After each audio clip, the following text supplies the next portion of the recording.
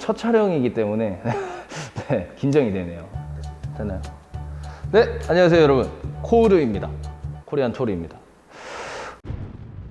오늘은 몸을 만드는 데 있어서 식단을 어떻게 구성해야 될지 모르고 계시는 분들을 위해서 좀 정보 전달을 하려고 합니다. 운동과 식단의 퍼센테이지로 따지면은 제가 생각하기에는 거의 5대5라고 생각을 합니다. 나에게 필요한 탄수화물, 단백질, 지방량을 정확하게 알고 그것을 몇 끼로 나누어 먹었을 때 나에게 흡수가 잘 되는지 그런 데이터들이 또 쌓이고 진행을 했을 때 그 몸을 만드는 데 있어서 속도가 더 나는 부분들이 있기 때문에 저는 이제 운동을 제대로 하고 또 몸을 제대로 만들어 보려고 하시는 분들이라고 하면 일반식보다는 이런 식단을 좀 체계적으로 진행하시는 것을 좀 추천드리고 있습니다. 이 식단을 구성하려고 하면은 1일 필요칼로리라는 것을 아셔야 돼요. 요거는 기초대사량하고 다른 거고요. 1일 필요칼로리를 구하는 그 공식이 있어요. 해리스 베네딕트라는 공식인데 5가지가 있어서 말씀을 한번 드려보겠습니다. 운동을 거의 하지 않고 주로 앉아서 보낸다라고 하면은 본인의 기초대사량의 1.2kcal를 곱하시고요. 일주일에 하루에서 3일 정도 운동을 하시고 약간 활동적이라고 하시면은 기초대사량의 1.375kcal를 곱해주시고, 세 번째로 일주일에 3일에서 5일 정도 운동을 하시고 중간 정도 활동적이라고 하시면은 기초대사량의 1.55kcal를 곱해주세요. 자, 그리고 일주일에 6일에서 7일 정도 운동을 하시고 격렬한 스포츠 또는 힘든 운동을 하신다라고 하면은 기초대사량의 1.725kcal를 곱해주세요. 자, 마지막으로 육체적으로 힘든 일이나 하루에 2번 이상 운동을 하신다고 하면 기초대사량의 1.9kcal를 곱해주세요. 제 인바디를 측정을 해가지고 바로 한번 해볼까요? 갑자기 이 추석 지나고 촬영을 해서 지금 몸 상태가 좋지 않지만 여러분을 위해서 체중이 많이 올랐구나. 저 같은 경우에는 4번 일주일에 6일에서 7일 정도 운동을 하고요. 격렬한 스포츠 또는 힘든 운동을 지금 하고 있기 때문에 기초대사량의 1.725kcal를 곱해 볼게요. 저의 1일 필요칼로리는요 3408.6kcal가 나오네요. 이 몸을 지금 유지한다라고 했을 때 필요한 칼로리가 나오는 겁니다.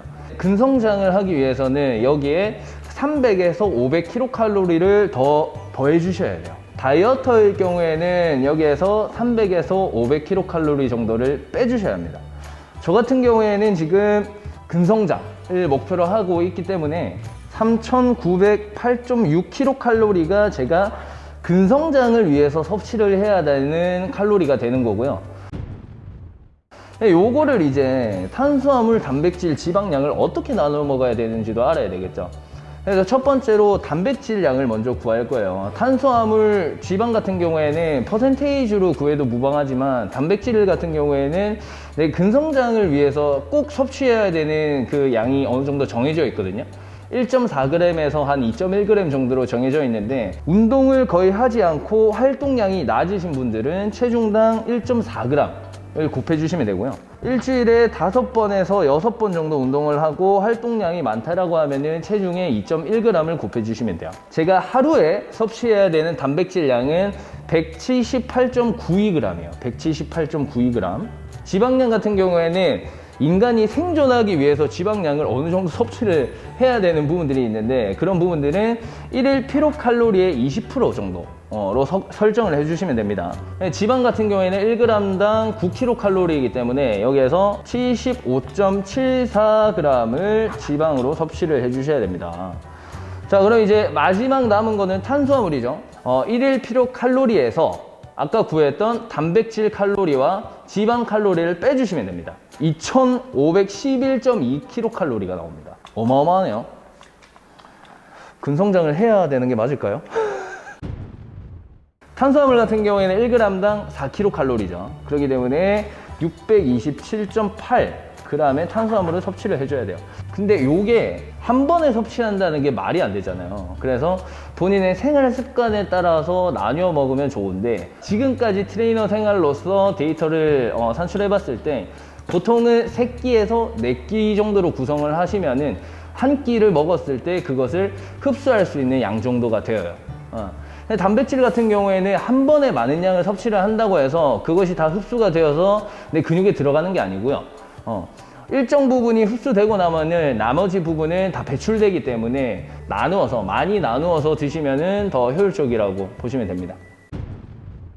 말 그대로 정말 공식이기 때문에 이게 100% 맞다라고 할 수가 없어요. 네, 개인차도 있고요. 그 상황에 따라서 다 달라지는 거기 때문에 정말 중요한 것은 이렇게 기준 한 가지를 딱 정해놓고요. 이 기준을 토대로 저 같은 경우에는 일주일에 한 번씩 인바디 측정과 바디 체크를 같이 합니다.